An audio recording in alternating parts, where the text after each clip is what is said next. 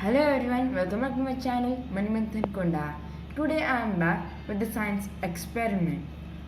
So today's experiment name is erasing your mistakes.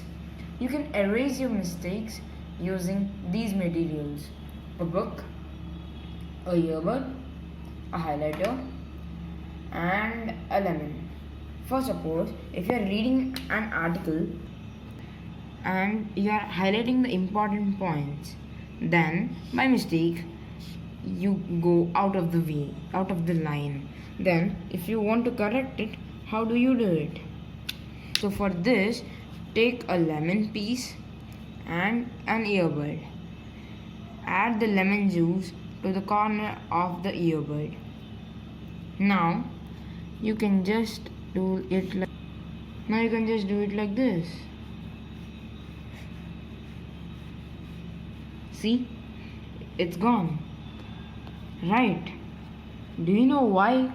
Because this has some bases in it, and as you know, lemon is acidic in nature, which causes neutralization reaction and causes water and salt as the reactants. If you want to learn more about neutralization process, make sure you watch my previous video. Thanks for watching. Bye. Have a good day.